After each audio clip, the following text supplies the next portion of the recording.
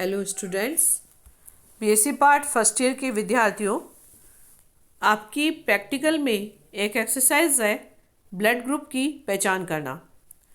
तो मैंने आप लोगों के लिए ये एक मटेरियल निकाला है। हालांकि ये एक्सरसाइज आपकी जेनेटिक्स में भी है, लेकिन यहाँ पर मैंने आपको इसलिए बताया है क्योंकि आप लोगों को ये थ्योरी में भी आती है और प्रैक्टिकल में भी आपको इसका कार्य करना पड़ता है। देखो बच्चों, अपने ब्लड ग्रुप 4 प्रकार के होते हैं, ए, बी, ए बी और ओ। ये चारों प्रकार के जो ब्लड ग्रुप होते हैं, इनका निर्धारण आरबीसी के ऊपर उपस्थित एंटीजन के द्वारा किया जाता है। जो एंटीजन आरबीसी के ऊपर उपस्थित होती है, उसी के आधार पे हम ब्लड ग्रुप का नामकरण कर देते हैं। जैसे एंटीजन ए है तो blood group A, antigen B है तो ब्लड ग्रुप बी। अगर एंटीजन ए और बी दोनों आरबीसी पे उपस्थित हैं तो ब्लड ग्रुप ए बी, और यदि कोई भी एंटीजन उपस्थित नहीं है तो ब्लड ग्रुप ओ कहलाता है। एंटीबॉडीज सदैव प्लाज्मा में उपस्थित होती है, और यदि दोनों एक जैसी हो तो इनमें क्लम्पिंग की क्रिया हो जाती है, गुच्छन की क्रिया हो जाती है और रक्त का थक्का जम जाता है। इसलिए हमेशा जो हमारी एंटीजन होती है उसके विपरीत एंटीबॉडी हमारे शरीर में उपस्थित होती है। जैसा कि आप इस टेबल में देख रहे हो, यदि ब्लड ग्रुप ए है तो इसमें एंटीजन ए प्रेजेंट है और इसके अंदर एंटीबॉडीज जो होगी वो आपके बी होगी।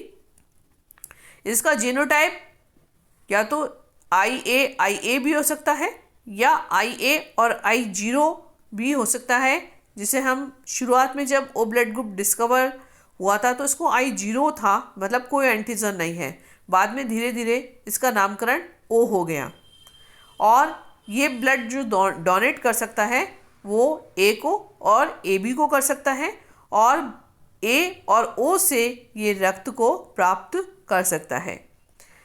ब्लड ग्रुप बी के अंदर एंटीजन बी होती है और इसमें एंटीबॉडी जो प्लाज्मा में प्रेजेंट होगी वो ए होगी।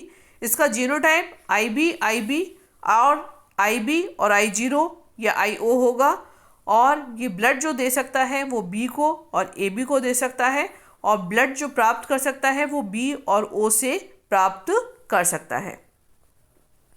AB अगर ब्लड ग्रुप है तो इसका मतलब इस पे दोनों ही एंटीजन्स पाई जाएंगी। आरबीसी पे ए और बी दोनों एंटीजन्स हैं, इसमें किसी भी प्रकार की एंटीबॉडीज नहीं पाई जाएगी, और इसका जो जीनोटाइप है वो IA और IB प्रकार का होगा, और ये जिसे कहते हैं ना अपूर्ण आंशिक डोमिनेंस का, इनकम्प्लीट डोमिनेंस का ये बहुत बढ़िया एग्जाम्पल है कि जब दोनों जीन अपने प्रभाव को पूर्ण प्रकट करते हैं तो ये इनकम्प्लीट डोमिनेंस है। IAB अपने आप को प्रकट कर रहा है और IB भी अपने आप को प्रकट कर रहा है, तो ब्लड ग्रुप AB हो जाता है। ये ब्लड डोनेट कर सकता है सिर्फ AB को, और ये ब्लड प्राप्त कर सकता है A से, B से, AB से और O से, इसलिए इसको यूनिवर्सल रेसिपिएंट कहा जाता है। अब आते हैं हम चौथे ब्लड ग्रुप पे, जिसको हम O कहते हैं। इसमें किसी भी प्रकार की एंटीजन नहीं पाई जाती है, तो कार्ल लैंस्टर ने इसको 0 लिखा था, जिसको बाद में हम O का नामकरण कर दिया गया है। और इसमें दोनों एंटीबॉडीज पाई जाती हैं, AB और BB। इसका जीनोटाइप होगा I0 यानी कि रिसेसिव कैरेक्टर है। ये ब्लड डोनेट कर सकता है A को, B को, AB को और O को, और सिर्फ प्राप्त कर सकता है O से। तो ये यूनिवर्सल डोनर है, अर्थात सिर्फ ये O से ही ब्लड को प्राप्त कर सकता है। इसके अतिरिक्त एक एंटीजन और पाई जाती है जिसको RH एंटीजन कहते हैं।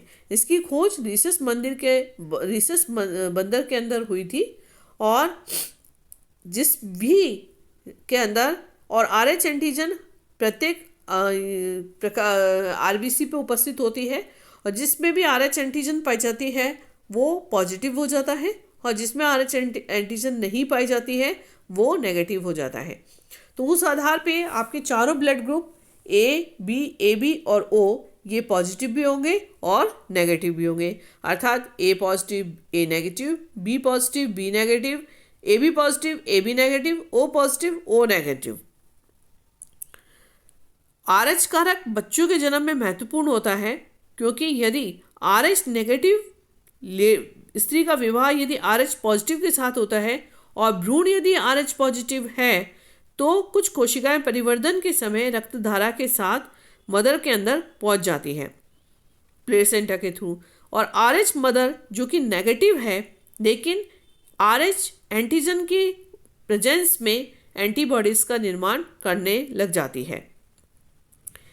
पहली प्रेगनेंसी में तो ये एंटीबॉडीज़ का इतना ज़्यादा असर नहीं होता, लेकिन सेकंड प्रेगनेंसी पे डिलीवरी के टाइम पे ये एंटीबॉडीज़ जो माता के शरीर में पहले से ही उपस्थित है भ्रूण की RBC को जा प्लेसेंटा के थ्रू भ्रूण के पास पहुंच जाती हैं और ये एंटीबॉडीज़ RH एंटीजन से मिल जाती हैं और इस तरीके से भ्रूण की मृत्यु हो जाती है, जिसको एरिथ्रोब्लास्टिक फिटेलिस कहा जाता है।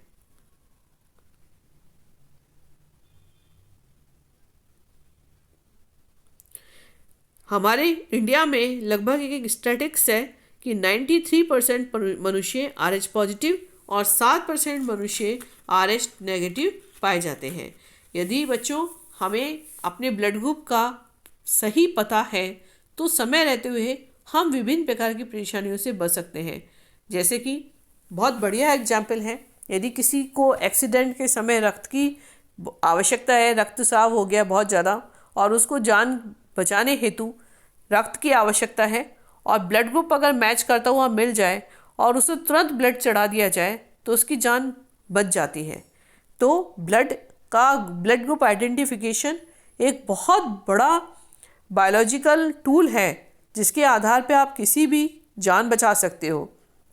तो मेरा आप सभी से अनुरोध है बच्चों कि आप अपना ब्लड ग्रुप ज़रूर से ज्ञात करें, क्योंकि ये आपकी मदद तो करेगा ही, साथ में किसी अन्य की भी परेशानी में मदद कर सकता है।